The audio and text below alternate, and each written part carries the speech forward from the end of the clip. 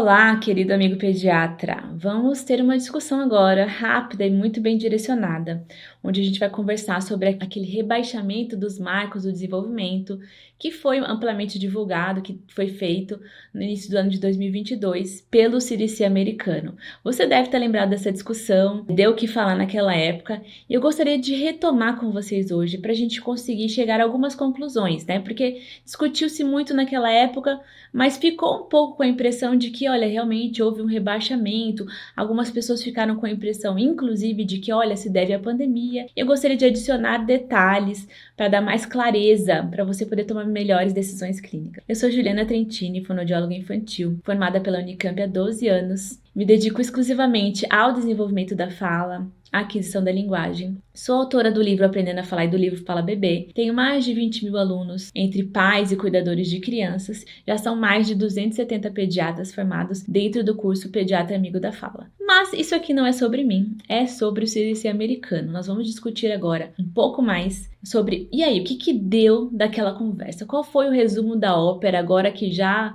correu a água, os ânimos se assentaram, o que ficou resolvido, né? Então, eu gostaria de apontar algumas questões específicas, né? O CDC encomendou, o CDC é um órgão do governo, encomendou da Academia Americana de Pediatria esse estudo.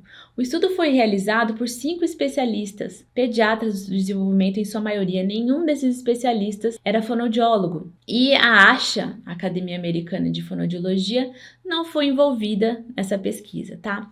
A intenção deles era simplificar, tornar mais claro, melhorar a comunicação com a população do instrumento Aprenda os Sinais, Haja Cedo, que é um instrumento exclusivo de comunicação com a sociedade. Não é um instrumento de triagem, não é um instrumento de avaliação, não serve para a gente estabelecer marcos do desenvolvimento. Isso é uma coisa que a ASHA e a Academia Americana deixaram bem claro ao longo dessas discussões, e a gente vai alcançar isso aí daqui a pouco. Esse estudo foi encomendado e esses especialistas reunidos chegaram à seguinte definição: nós vamos balizar a conversa com a sociedade não no 50% como era feito antes, não no que a média da população faz. Nós vamos balizar a nossa conversa no que a maioria da população faz, no 75%. Aí você fala, uau, que legal! Interessante, né? Realmente, por que a gente vai na média? A gente sabe que tudo bem se a criança tá acima ou abaixo da média, né? Um pouco. Não é isso que vai dizer se essa criança vai bem ou não. É o histórico todo do desenvolvimento dela, junto com os fatores de risco, junto com o panorama genético, com as condições de nascimento, com o estímulo que ela recebeu. Então, esse olhar clínico, né? Mas a gente sabe que isso é importante, essa questão do quanto essa criança performa frente a uma população. Só que as coisas começaram a ficar muito complicadas quando eles fizeram isso, por alguns fatores específicos que foram destacados pela ASHA, né, que eu vou colocar para vocês aqui no link da descrição. Também fatores que grupos de fonoaudiólogos discutiram, que a gente conseguiu na revista do Informe da SLP, então vou colocar aí na descrição para vocês, além do conteúdo na íntegra do artigo que eu vou colocar aqui para vocês no link da descrição desse vídeo. Mas o que acontece? O 75% não é uma ideia tão ruim se você for para pensar, né? Pensando assim, num primeiro momento. Só que a gente tem que inverter essa pirâmide de ponta cabeça. Essas crianças não estão dentro do que 75% da população na idade dela faz. Elas estão dentro do que 25% da população na idade dela não faz. Então, elas não estão no 75%, elas estão no 25%. Você é acostumado com percentil? Você é pediatra? Você sabe como que a gente vê isso?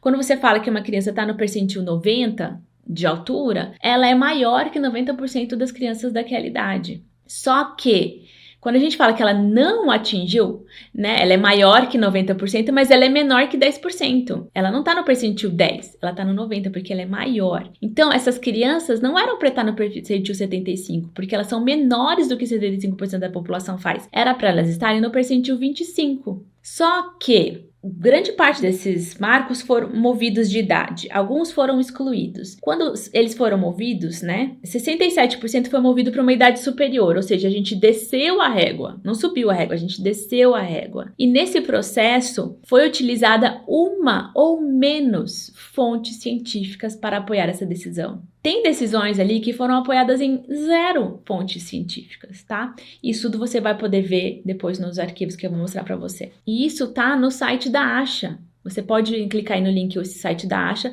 traduzir pelo Google Chrome, se você necessitar, e você vai ver os pontos que a ASHA trouxe. É isso, 80% desses que foram mexidos tinham uma ou menos fontes científicas.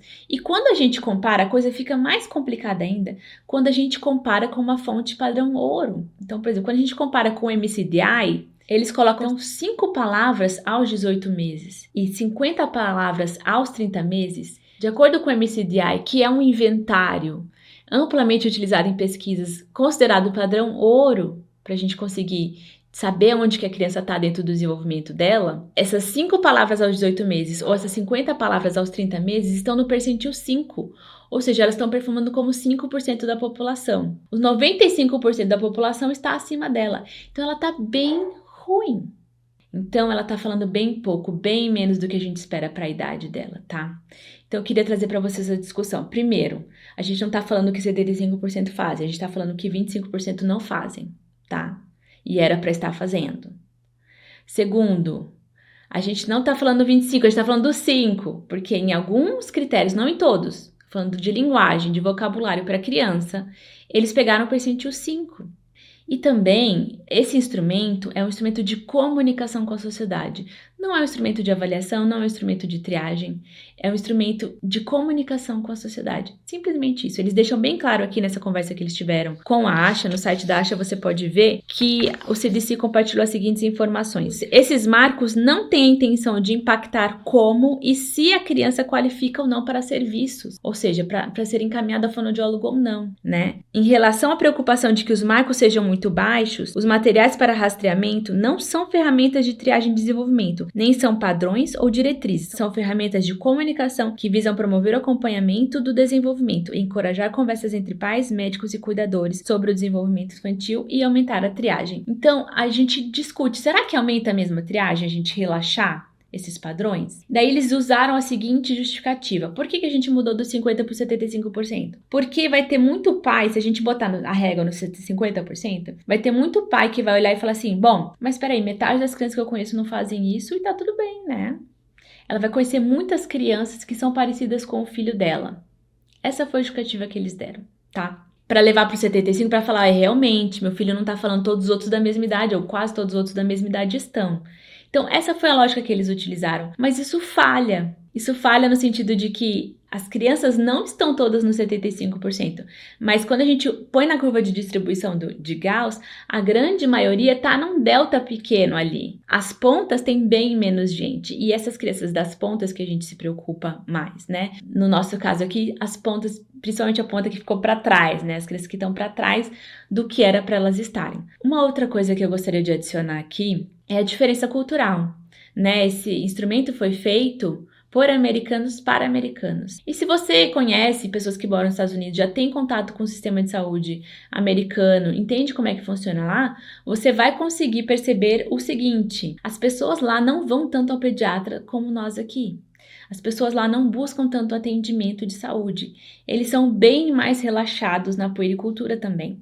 Então, eles fazem visitas mais espaçadas. Um outro ponto diferente, os pediatras e familiares não têm contato direto, né? Não manda uma mensagem de WhatsApp, nossa, doutora, meu filho já tem tantos anos e ele fala tantas palavras, será que tá tudo bem? Ninguém manda isso, né? Meu filho tá com febre, tudo bem, né? Eu, por exemplo, sou amicíssima da pediatra das minhas crianças. Aqui no Brasil, os 8 anos que eu morei nos Estados Unidos, nunca nem falei com eles pelo telefone. Era só na consulta, era uma consulta rápida. Se eu tinha alguma dúvida, ao invés de me responder, eles me entregavam um papel e falavam, não, tranquilo, tá com dúvida sobre o desenvolvimento da linguagem? Lê isso aqui.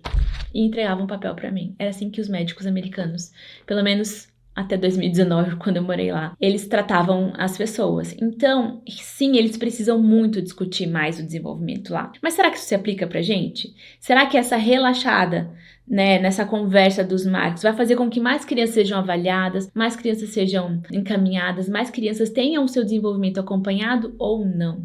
Tá, mas também se a gente enfiar todas essas crianças que estão abaixo da média dentro do sistema de saúde para ir para as clínicas de fonoaudiologia, o sistema vai dar conta disso? Ou ele vai quebrar, né? Não vai dar conta disso. Não vai dar conta disso. Então, parte do dar conta vai ter que ser a gente em sociedade aprender a orientar essas famílias. Tá dentro do desenvolvimento ou não tá? Eu acho que a gente evoluiu bastante nessa conversa com a sociedade. As pessoas estão mais espertas.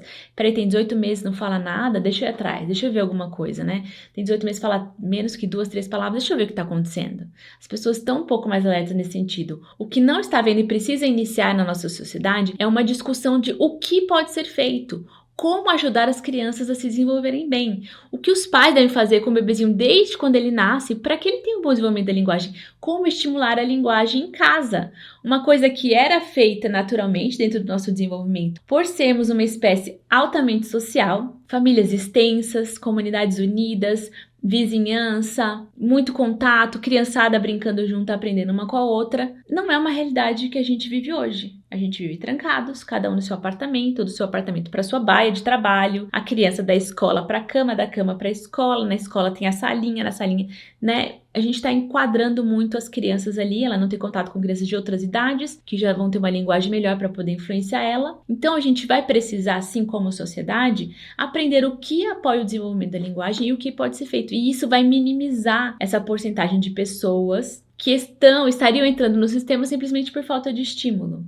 E vai fazer com que a gente pegue mais cedo as crianças que estão aparecendo nas clínicas, não por falta de estímulo, mas por dificuldades reais dentro do panorama do desenvolvimento dela ali, né? Quer elas tenham transtornos ou atrasos no desenvolvimento. Então, essa conversa que eu queria ter com vocês hoje, gostaria de falar que eu tenho um curso exclusivo para pediatras, o curso Pediatra Amigo da Fala, onde a gente discute os marcos do desenvolvimento, sim, mas não só isso. A gente fala sobre qual a importância da fala e da linguagem para o desenvolvimento infantil como um todo, a diferença entre fala, linguagem e comunicação.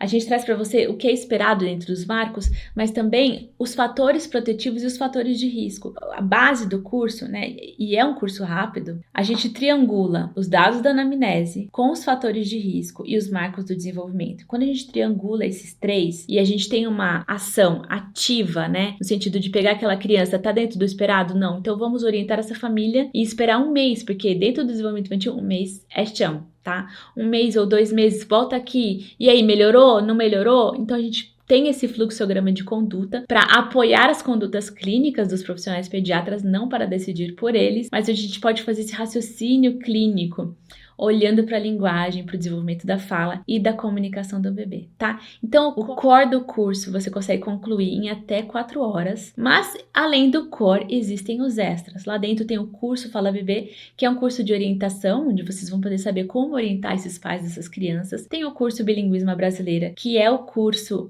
onde a gente fala muito sobre essa questão desse bilinguismo cultural. Pelo mundo está se tornando mais globalizado e as pessoas cada vez se preocupando mais com isso, cada vez mais vão aparecendo nos consultórios crianças bilíngues. E existem aí algumas diferenças entre o desenvolvimento monolíngue e o desenvolvimento bilíngue, que é interessante que vocês saibam. Nós temos lives extras com especialistas, onde a gente ensina para vocês, mostra assim, mata a cobra e mostra o pau. Como fazer a leitura do Bera? Chegou lá o exame de Bera. Como é que você olha aquele papel? Como é que você interpreta aquilo? Criança que tem a síndrome do respirador oral. Que protocolos existem para o pediatra do desenvolvimento? Avaliar o desenvolvimento do bebê? Qual instrumento utilizar? Então a gente tem todas essas discussões nesse sentido.